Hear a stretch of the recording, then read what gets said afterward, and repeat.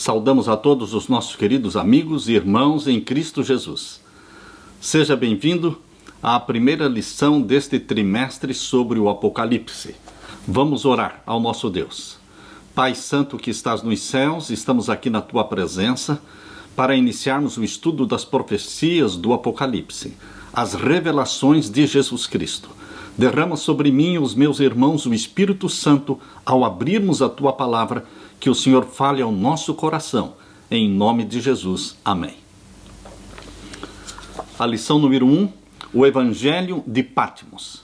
Queridos, os 4 evangelhos da Bíblia, Mateus, Marcos, Lucas e João, relatam e descrevem o ministério de Jesus Cristo na terra, durante os seus 33 anos.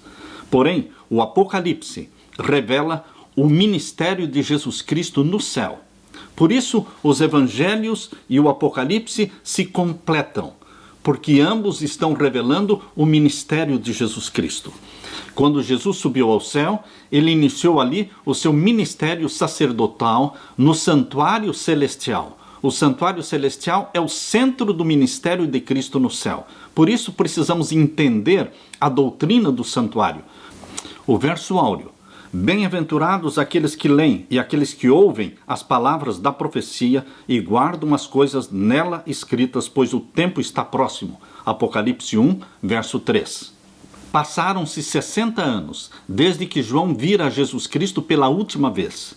Ele, João, era o único sobrevivente dos 12 homens escolhidos por Jesus para serem os seus discípulos. João havia enfrentado duras provas. Ele foi aprisionado, foi lançado num caldeirão de óleo fervendo e milagrosamente foi libertado por Deus. E finalmente foi banido para a colônia penal romana, que era a ilha de Patmos. Patmos era uma pequena ilha rochosa no arquipélago grego conhecido como Patino. A ilha de Patmos media cerca de 16 quilômetros de largura e 10 quilômetros de comprimento. Quase não tinha árvores. Possui uma montanha com cerca de 270 metros de altura. Patmos era usada pelos romanos como o lugar de exílio dos criminosos da mais baixa classe. Muitos imperadores perseguiram o povo de Deus.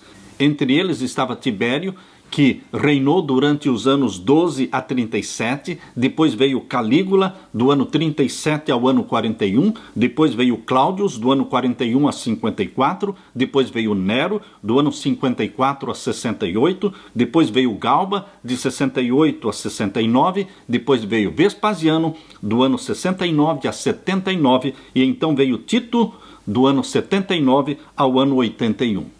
O primeiro imperador que exigiu adoração foi Calígula. O segundo imperador que exigiu adoração foi Domiciano, do ano 81 a 96. Foi no período de Domiciano que João foi exilado na ilha de Patmos. Entre as rochas e recifes de Patmos, João manteve comunhão com o Criador. João foi enviado para Patmos para que ali morresse. Porém, queridos, Deus tinha outros planos. Patmos se tornou a porta do céu, que deu vislumbres do céu e da Nova Jerusalém para João, e ele viu ali coisas que ninguém jamais viu. Na parte de domingo, o título do livro, Apocalipse. Queridos, a palavra Apocalipse é uma palavra grega que quer dizer revelação. O livro começa falando no capítulo 1 e o verso 1. Abra sua Bíblia em Apocalipse capítulo 1 e o verso 1. Aqui nós lemos: revelação de Jesus Cristo, a qual Deus lhe deu, para mostrar aos seus servos as coisas que brevemente devem acontecer, e pelo seu anjo as enviou e as notificou a João, o seu servo. Revelação de Jesus Cristo. Isto é o que o livro do Apocalipse é. Não é um livro selado, não é um livro fechado, não é um livro difícil de entender, porque é uma revelação, é um livro aberto, falando do ministério de Jesus lá no santuário celestial. Há pessoas que dizem, eu gosto de pregar sobre Jesus. Preguem sobre o Apocalipse. O Apocalipse é o único livro que Jesus Cristo chamou de revelação de Jesus Cristo. Jesus é a figura principal do Apocalipse, mas não é somente isto. Também o Apocalipse gira em torno do santuário do céu. Os evangelhos terminam falando da morte, ressurreição e ascensão de Jesus. O Apocalipse começa exatamente onde os evangelhos pararam, falando de Jesus Cristo no céu, não em algum outro lugar do céu, mas especificamente no santuário do céu. Foi para isso que Jesus Cristo nasceu, viveu, morreu e ressuscitou, para poder ser seu advogado, meu advogado, ser o advogado da família humana, resgatar a família humana. Por isso o ministério de Jesus no santuário do céu, revelado no livro do Apocalipse, é muito importante para entendermos o plano da salvação. Não só o Apocalipse, mas também o livro escrito por Paulo aos Hebreus, revela o ministério sacerdotal de Cristo no santuário do céu. Cristo ascendeu ao céu e no dia do Pentecostes, 50 dias após a ressurreição de Jesus, ele foi entronizado no santuário do céu, ele inaugurou o santuário do céu, ele ungiu o Santo dos Santos. Assim a Bíblia diz em Daniel 9, verso 24. Daniel 9, 24 diz que Jesus Cristo ungiria no final das 70 semanas o Santo dos Santos. Jesus Cristo entrou no santuário celestial, ungiu e inaugurou o santuário celestial, onde ele exerceria o seu sacerdócio primeiramente no lugar santo. E depois, em 1844, ele iniciaria a segunda fase do seu ministério no Santo dos Santos, isto é, o juízo celestial. Na parte de segunda-feira, o propósito do livro. O livro do Apocalipse também nos declara que o seu propósito é revelar eventos futuros. O Apocalipse não foi escrito para falar do passado, mas eventos futuros, a partir da época em que o próprio livro foi escrito. Queridos, um dos princípios mais importantes da profecia é que entendamos que as profecias começam nos dias do profeta, dos dias do profeta para frente, e não dos dias do profeta para trás. Este é um princípio já revelado e confirmado no livro profético de Daniel. Nós vemos no capítulo 2 de Daniel que o sonho que Deus deu para Nabucodonosor iniciou com a cabeça de ouro, que era o Império de Babilônia, vindo depois o Império da Medopérsia, Grécia e Roma. Portanto, a profecia começou nos dias do profeta. Assim também no capítulo 7 de Daniel, nós percebemos que ali existem 4 animais: o leão, o urso, o leopardo e o animal terrível, começando também nos dias de Babilônia. E também no capítulo 8 de Daniel, você percebe que ali existem 2 animais, o carneiro e o bode, começando nos dias da Medopérsia, porque a profecia do capítulo 8 de Daniel foi dada quando Babilônia, o Império Babilônico já tinha caído e estava reinando agora o Império da Medopérsia. Portanto, a profecia do capítulo 8 de Daniel começou com a Medopérsia. Este princípio de interpretação profética é fortemente revelado no livro de Daniel e também no Apocalipse. As profecias do Apocalipse começam nos dias do profeta, como diz a lição, a partir da época em que o próprio livro foi escrito. O principal objetivo das profecias bíblicas é nos assegurar que Deus está no controle. O Apocalipse faz exatamente isso.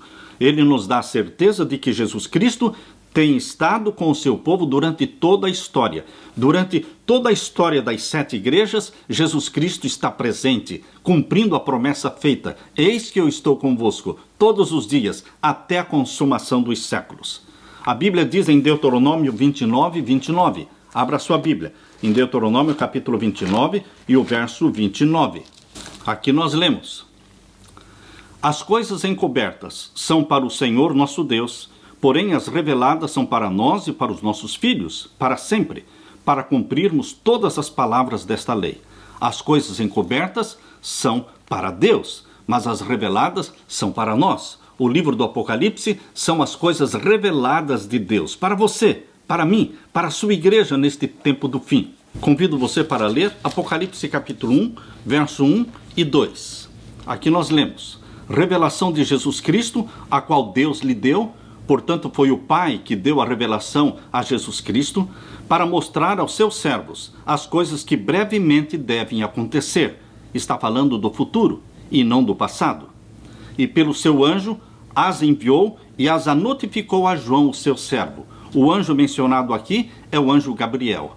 É o mesmo anjo que falou com Daniel, é o mesmo anjo que se revelou a João na ilha de Patmos. Jesus falou com João pessoalmente, mas também Jesus usou o seu anjo chamado anjo Gabriel.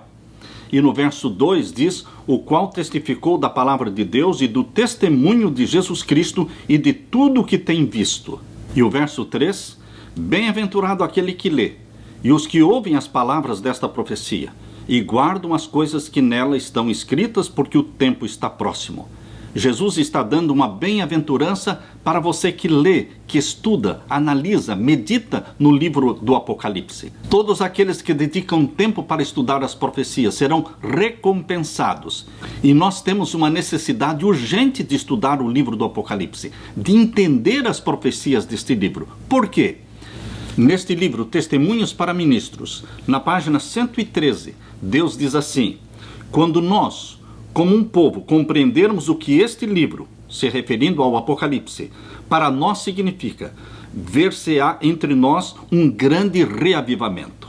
Queridos, este grande reavivamento ainda não foi visto no meio do povo de Deus. Mas este grande reavivamento está prometido para os nossos dias. Por isso nós temos que dedicar tempo ao estudo do Apocalipse. Não compreendemos plenamente as lições que ele ensina, não obstante a ordem que nos é dada de examiná-lo e estudá-lo. E na página 112 diz, há necessidade de mais íntimo estudo da palavra de Deus, especialmente devem Daniel e Apocalipse merecer a atenção como nunca dantes na história de nossa obra. E na página 113, novamente, Deus fala, as verdades deste livro dirigem-se aos que vivem nestes últimos dias. A promessa, queridos, é de que haverá um grande reavivamento entre o povo de Deus, quando entendermos as mensagens proféticas do Apocalipse, e que você e eu busquemos com intenso fervor e oração este grande reavivamento do Espírito Santo em nossa vida. Na parte de terça-feira, a linguagem simbólica do Apocalipse. Queridos, o Apocalipse foi escrito em símbolos, mas o Apocalipse não é todo ele em símbolos. Você pode perceber que no Apocalipse existem partes simbólicas e partes literais. Quando você abre o Apocalipse no capítulo 13, abra a sua Bíblia em Apocalipse capítulo 13 e vamos ver aqui o verso 1. Apocalipse capítulo 13 e o verso 1. Aqui nós lemos, e eu me pus sobre a areia do mar, e vi subir do mar uma besta que tinha 7 cabeças e 10 chifres, e sobre os seus chifres 10 diademas, e sobre as suas cabeças um nome de blasfêmia. Obviamente, a profecia está usando aqui uma linguagem simbólica. É forçoso você entender que isto aqui é uma linguagem simbólica. Da mesma forma, quando você lê Apocalipse 13, verso 11, e vi subir da terra outra besta, e tinha 2 chifres semelhantes aos de um cordeiro, e falava como o dragão. Outra profecia que forçosamente temos que entender como sendo simbólica. Porém, queridos, estes símbolos usados na profecia do Apocalipse precisam ser interpretados pela própria Bíblia. Não somos nós que interpretamos, mas a Bíblia interpreta a Bíblia. Porém, existem outras partes nas profecias do Apocalipse que mostram claramente que não são simbólicas. Por exemplo, as 7 igrejas. Mencionadas aqui no capítulo 2 de Apocalipse, as 7 igrejas são o quê? As 7 igrejas. A história das 7 igrejas. Os 7 selos são o quê? São 7 selos, um livro selado com 7 selos. E o que significa o selo? Selo significa selamento. Outra parte do Apocalipse são as 7 pragas. As 7 pragas são o quê? São 7 pragas literais. Assim como as 10 pragas no Egito foram pragas literais, assim também as 7 pragas do Apocalipse 16 são pragas literais. No livro Grande Conflito, na página 627, nós lemos o seguinte, página 627. Aqui diz, as pragas que sobrevieram ao Egito quando Deus estava prestes a libertar Israel eram de caráter semelhante aos juízos mais terríveis e extensos que devem cair sobre o mundo precisamente antes do libertamento final do povo de Deus.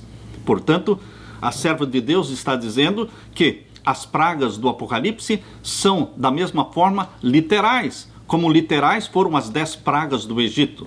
Portanto, queridos, existem profecias na linguagem literal e existem profecias na linguagem simbólica. E nós precisamos deixar que a Bíblia explique a si mesma. Quando a Bíblia fala sobre o santuário do céu, isto é literal. Quando a Bíblia fala da cidade santa, a Nova Jerusalém, isto é literal. A Nova Jerusalém é a Nova Jerusalém. As 12 portas são 12 portas. O nome das 12 tribos nas 12 portas são especificamente o nome das 12 tribos nas 12 portas. Os nomes dos 12 apóstolos nos 12 fundamentos do muro significa exatamente isto que a profecia está nos dizendo. Nós deveremos entender de forma literal. O rio da água da vida, a árvore da vida, o trono de Deus, a praça de ouro, tudo isso nós deveremos entender como sendo literal. A Nova Jerusalém é sim a capital da nova terra. É para ali que nós iremos de sábado em sábado adorar o nosso Criador. Por isso, queridos, é muito importante entendermos quando a profecia está usando uma linguagem simbólica e quando ela está usando uma linguagem literal. Os capítulos do Apocalipse que mais forçosamente nos mostram uma linguagem simbólica é o capítulo 12 e 13 de Apocalipse e também o Apocalipse capítulo 17. Porém, mesmo quando estivermos estudando as profecias de linguagem simbólica, deveremos deixar que a Bíblia interprete os seus próprios símbolos. Esta é uma forma segura de entendermos as profecias quando deixamos que a Bíblia fale por si mesma. Na parte de quarta-feira, a divindade. Você encontra já no primeiro capítulo do Apocalipse. Abra sua Bíblia. Em Apocalipse capítulo 1, você vai encontrar aqui a divindade, o Deus triuno, Pai, Filho e Espírito Santo. Abra sua Bíblia, Apocalipse capítulo 1, e vamos ler então a partir do verso 4. João, às 7 igrejas que estão na Ásia. Graça e paz seja convosco da parte daquele que é, e que era, e que há de vir, e da dos 7 espíritos que estão diante do seu trono. O verso 4 começa falando que a mensagem do Apocalipse foi dirigida primeiramente às 7 igrejas que estão na Ásia. A Ásia Menor dos tempos de João é a Turquia dos nossos dias. A Ásia Menor se tornou um forte centro cristão, principalmente após o ano 70, quando Jerusalém foi destruída. Aqui no verso 4, Deus se revela como aquele que é. Aparentemente, esta expressão, aquele que é, foi tirada da Septuaginta, lá de Êxodo capítulo 3, verso 14, onde essa expressão é usada para traduzir o nome de Deus, o Eu Sou. Quando Deus disse para Moisés, diga para o povo que o Eu Sou te enviou a eles. Assim como no hebraico, essa expressão indica que Deus é eterno, Deus é existente por si mesmo e incriado. Aquele que era indica que Deus existe desde a eternidade, e aquele que há de vir é uma indicação da segunda vinda de nosso Senhor Jesus Cristo. Revela o passado, o presente e o futuro. Deus é Deus de eternidade em eternidade. Ele é o eterno. E o finalzinho do verso 4 diz, dos 7 espíritos que estão diante do seu trono. 7 espíritos é uma referência ao Espírito Santo. Por que 7? Porque o Espírito Santo estava se revelando e estava presente nas 7 igrejas. Por isso, a expressão 7 espíritos é uma referência à onipresença do Espírito Santo durante todas as eras. Desde a igreja de Éfeso até a igreja de Laodiceia, Jesus Cristo se fez presente com a sua igreja através do Espírito Santo. Portanto, queridos, logo aqui no capítulo 1, verso 1 e verso 4, você encontra a revelação do Deus triuno, a revelação de Deus o Pai, que deu a Jesus Cristo, e também fala dos 7 espíritos. Portanto, aqui temos a divindade, Pai, Filho e Espírito Santo. Agora eu convido você para ler o verso 5. O verso 5 fala, e da parte de Jesus Cristo, que é a fiel testemunha, e também o primogênito dos mortos, e também o príncipe dos reis da terra, aquele que nos ama e em seu sangue nos lavou dos nossos pecados. Aqui nós temos 3 títulos dados a Jesus Cristo. O primeiro, fiel testemunha. Jesus Cristo foi uma fiel testemunha porque ele testificou do Pai. Ele disse, eu vim para revelar o Pai. Eu não faço coisa alguma se o Pai não fizer. A minha comida e a minha bebida é fazer a vontade daquele que me enviou. Por isso Jesus é chamado de fiel testemunha, porque ele veio para testificar do Pai. Jesus representa perfeitamente o caráter, a mente e a vontade do Deus Pai. A vida perfeita de Jesus sem pecado, em meio aos pecadores, sua morte sacrificial, tudo isso testifica da santidade e do amor do Pai. E ainda o segundo título dado a Jesus é primogênito dos mortos. A palavra grega usada para primogênito é prototokos. É aplicada para Jesus 7 vezes no Novo Testamento. A palavra prototokos, primogênito, tem 2 significados, o literal e o espiritual. O significado literal é que primogênito aponta para o primeiro filho do casal. E isto se cumpriu também com Maria. Maria teve o seu primogênito, como a palavra de Deus diz em Lucas capítulo 2, verso 7, e deu à luz a seu filho primogênito, e envolveu em panos e deitou-o numa manjedoura. Cristo é o primogênito de Maria, mas na realidade Cristo é o único filho de Maria. Ela não teve outros filhos. Os irmãos e irmãs de Jesus Cristo mencionados nos evangelhos são filhos e filhas de José, que já era viúvo quando se casou com Maria. Mas Jesus Cristo também é o primogênito no sentido espiritual. No sentido espiritual, a palavra primogênito é usada 5 vezes para Jesus Cristo. E qual é o significado de primogênito no sentido espiritual? Significa o escolhido, a superioridade de Jesus, a excelência do seu caráter, a supremacia, a dignidade, a importância de Jesus. A Bíblia dá alguns exemplos da primogenitura espiritual de nosso Senhor Jesus Cristo. Por exemplo, Romanos 8, 29 diz que Jesus Cristo é o primogênito entre muitos irmãos. Entre todos os terrestres, homens e mulheres, Jesus Cristo é o principal, é o mais digno, é o mais importante, é o de maior dignidade. Por isso, é o primogênito entre muitos irmãos. Em Colossenses 1,15, fala que Jesus é o primogênito de toda a criação. Por quê? Porque dentre aqueles que nasceram neste planeta Terra, Jesus Cristo é o mais importante. Ele nasceu aqui, gerado pelo Espírito Santo, no ventre da Virgem Maria.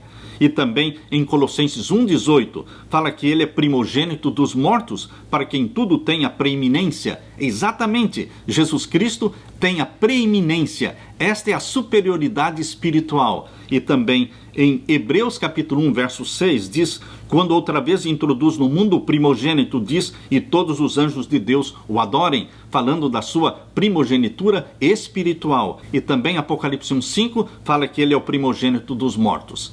Como primogênito dos mortos? Ele não foi o primeiro que morreu e não foi o primeiro a ressuscitar. Por que então é o primogênito dos mortos? Ah, queridos, exatamente porque Jesus Cristo, dentre todos os que morreram nesta terra, ele é o mais importante. Dentre todos os que ressuscitaram, ele é o mais importante, porque dele dependem todos os mortos. Ele disse: eu sou a ressurreição e a vida. Portanto, todos os que morrem dependem de Jesus para ressuscitar, dependem da vida dele. Eu quero ler para vocês o que está escrito no livro Desejado de Todas as Nações, na página 754. Cristo ressurgiu dos mortos como as primícias dos que dormem. Cristo é as primícias dos que dormem. Cristo é o primogênito dos que dormem. Por quê? Dele dependem todos os mortos para ressuscitarem. Aqui diz: sua ressurreição é o tipo e o penhor da ressurreição de todos os justos mortos. Quando Cristo ressurgiu, trouxe do sepulcro uma multidão de cativos. O terremoto, por ocasião da sua morte, abrira-lhes o sepulcro. E ao ressuscitar Jesus, ressurgiram juntamente. Durante o seu ministério, Jesus ressuscitara os mortos. Fizera reviver o filho da viúva de Naim, a filha do principal, e Lázaro. Estes não foram revestidos de imortalidade. Ressurgidos estavam ainda sujeitos à morte. Aqueles, porém, que ressurgiram por ocasião da ressurreição de Cristo, saíram para a vida eterna. Ascenderam com ele, com Jesus, como troféus da sua vitória sobre a morte e o sepulcro. Estes, disse Cristo, não são mais cativos de Satanás. Eu os redimi, trouxe-os da sepultura como as primícias de meu poder, para estarem comigo onde eu estiver, para nunca mais verem a morte, nem experimentarem a dor. Por isso Jesus é o primogênito dos mortos. Ele é as primícias dos que morreram, e ele deu provas disso, trazendo do túmulo uma multidão de cativos com ele. Ressuscitaram glorificados e ascenderam ao céu com nosso Senhor Jesus Cristo.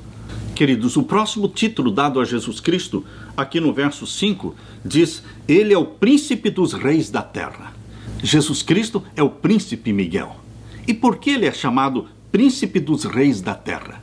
Queridos, a nova terra, diz lá em Apocalipse capítulo 21, ali nós teremos 12 grandes supernações. E ali nós teremos reis sobre estas nações, assentados em tronos, para julgarem as 12 tribos de Israel. E estes reis da terra, eles têm acima deles o príncipe dos reis da terra, Jesus Cristo, aquele que nos ama, aquele que morreu por nós, aquele que ressuscitou, aquele que está no céu nos representando. A Bíblia diz aqui no verso 5, aquele que nos ama e em seu sangue nos lavou dos nossos pecados. O amor de Jesus Cristo fez com que ele se ligasse a você e a mim por laços eternos. Aqui no livro Desejado de Todas as Nações, na página 21, nós lemos: ao tomar a nossa natureza, o Salvador ligou-se à humanidade por um laço que jamais se partirá. Aleluia! Ele nos estará ligado por toda a eternidade. Deus amou o mundo de tal maneira que deu seu Filho unigênito. Não o deu somente para levar os nossos pecados e morrer em sacrifício por nós. Deu a raça caída. Deus deu o seu Filho unigênito a fim de que se tornasse membro da família humana, retendo para sempre sua natureza humana. Um menino nos nasceu, um filho se nos deu. Deus adotou a natureza humana na pessoa de seu Filho, levando a mesma ao mais alto céu. Por isso, queridos, quando nós lemos aqui no verso 5, aquele que nos ama e em seu sangue nos lavou dos nossos pecados, podemos entender quão grande foi o sacrifício de Jesus Cristo ao nascer da Virgem Maria, viver aqui por 33 anos. E muitos pensam: depois destes 33 anos ele voltou ao céu. Queridos, ele voltou ao céu sim, mas com o corpo humano, e reterá a natureza humana para sempre. Ele se ligou a você e a mim para todo sempre, queridos. O Cristo glorificado é o nosso irmão. E o verso 6 nos diz: e nos fez reis e sacerdotes. Só podemos entender esta expressão de Apocalipse, capítulo 1, verso 6, se nós lermos Mateus, capítulo 19, e o verso 28. E Jesus disse-lhes: em verdade vos digo, que vós que me seguistes quando na regeneração o Filho do Homem se assentar no trono da sua glória, também vos assentareis sobre 12 tronos, para julgar as 12 tribos de Israel. Porque os 12 apóstolos estarão assentados sobre 12 tronos, para julgar as 12 tribos de Israel. Mas Jesus Cristo é o soberano. Ele é o príncipe dos reis da terra. Aleluia! Na parte de quinta-feira, a nota tônica do Apocalipse. A nota tônica do Apocalipse não poderia ser outra, senão a segunda vinda de Jesus Cristo. A esperança da bendita volta de Jesus é o nosso oxigênio.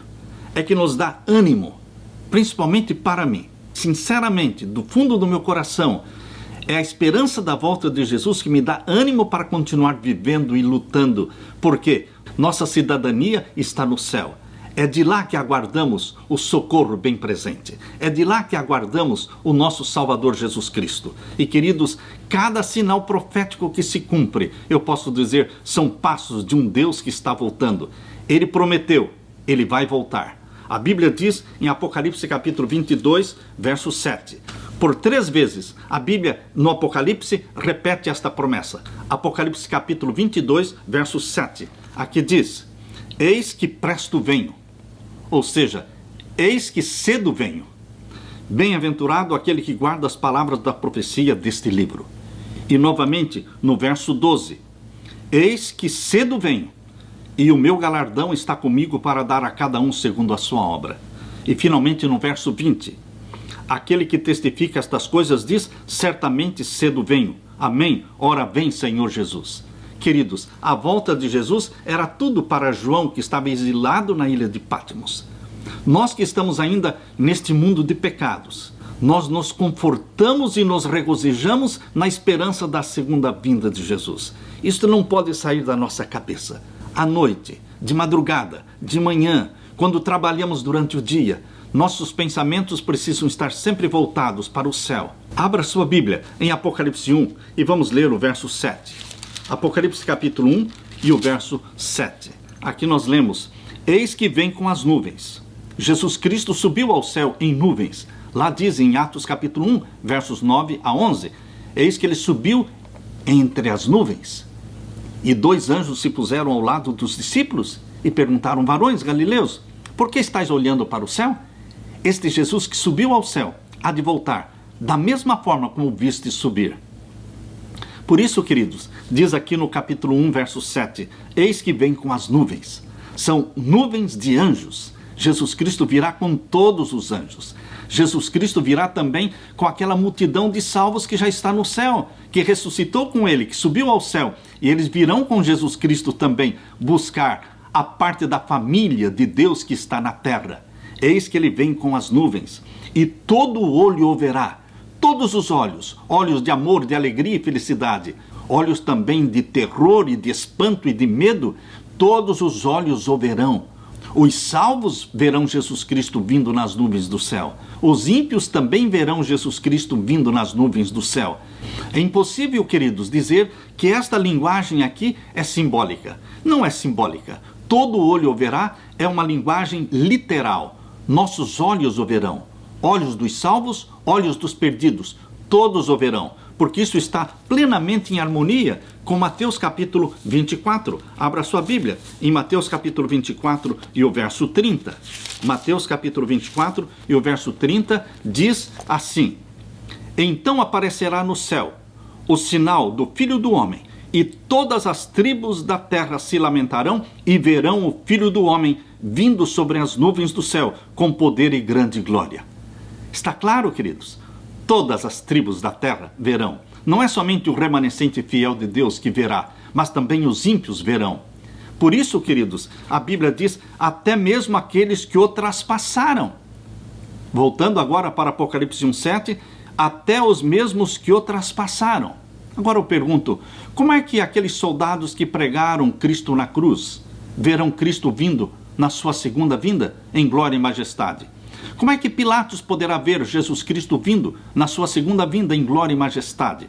Como é que Anás e Caifás, que condenaram a Jesus Cristo, poderão assistir à segunda vinda de Jesus, se todos eles já estão mortos? Ah, queridos, haverá uma ressurreição especial, antes da ressurreição geral, porque a ressurreição geral dos salvos ocorrerá quando Jesus Cristo descer do céu. Os mortos em Cristo ressuscitarão primeiro, diz lá na primeira carta aos Tessalonicenses capítulo 4, verso 16. Mas, queridos, um pouquinho antes da ressurreição geral de todos os salvos, haverá uma ressurreição especial, uma ressurreição parcial, composta de salvos e perdidos. Quem são os salvos? Os que morreram na fé da mensagem do terceiro anjo. E quem são os perdidos? Aqueles que participaram da morte de Cristo Jesus. Isto está escrito aonde? Isto está escrito no livro O Grande Conflito. No livro O Grande Conflito, nós temos uma descrição feita de Apocalipse capítulo 1, verso 7, na página 637. Página 637 do livro O Grande Conflito. Aqui nós lemos: abrem-se as sepulturas, e muitos dos que dormem no pó da terra ressuscitarão, uns para a vida eterna, e outros para vergonha e desprezo eterno. Daniel capítulo 12, verso 2. Todos os que morreram na fé da mensagem do terceiro anjo saem do túmulo glorificados para ouvirem o concerto de paz estabelecido por Deus com os que guardam a sua lei. Os mesmos que o traspassaram, Apocalipse 1:7, os que zombaram e escarneceram da agonia de Cristo, e os mais acérrimos inimigos da sua verdade e povo ressuscitam para contemplá-lo em sua glória e ver a honra conferida aos fiéis e obedientes. Apocalipse 1:7 precisa ser entendido em conexão com Daniel capítulo 12, verso 2. Lá em Daniel capítulo 12, verso 2, diz que muitos dos que dormem no pó da terra ressuscitarão, uns para vergonha, outros para a salvação. E aqui no capítulo 1, verso 7 de Apocalipse diz, até mesmo os que o traspassaram. Por isso, queridos, nós entendemos que todos os salvos em Cristo Jesus, que morreram na fé da mensagem do terceiro anjo, Ou seja, aqueles que morreram a partir daquele grande desapontamento do dia 22 de outubro de 1844. Milhares e milhares morreram ansiosamente esperando a segunda vinda de Jesus. Mas eles morreram, estão dormindo no pó da terra. Mas eles verão a segunda vinda de Jesus. Eles assistirão à segunda vinda de Jesus, porque Deus os ressuscitará para que eles possam ver aquela nuvenzinha do tamanho da mão de um homem. Uma nuvem que vai crescendo, crescendo e crescendo. Estes salvos que ressuscitarão, nesta ressurreição especial, eles também verão a lei de Deus estampada no céu. Eles também ouvirão a voz de Deus declarando o dia e a hora da segunda vinda de Jesus. Nesta ressurreição especial, também os que mataram Jesus Cristo, os que zombaram e escarneceram da agonia de Cristo, e os mais acérrimos inimigos da verdade e do povo de Deus, ressuscitam para contemplar Cristo em sua glória e ver a honra que Deus dará para o seu povo, o seu fiel remanescente. Queridos, esta é a nossa bendita esperança, a segunda vinda de Jesus. Esta é a nota tônica do Apocalipse. Jesus Cristo voltará, e voltará em breve. Ele virá para buscar você, buscar a mim, buscar aqueles que são dele, que foram comprados pelo seu sangue. O que nós podemos dizer é: ora vem, Senhor Jesus Cristo, volte logo, nós te amamos. Nós estamos aguardando a tua vinda, nós estamos apressando a tua vinda, pregando o Evangelho em testemunho a todas as nações, povos e línguas. Vem, Senhor Jesus Cristo, essa é a nossa bendita esperança. Eu deixo com você, meu querido amigo, a paz de meu Senhor Jesus Cristo. Que Ele fique com você e derrame sobre você o Espírito Santo. Em nome de Jesus. Amém.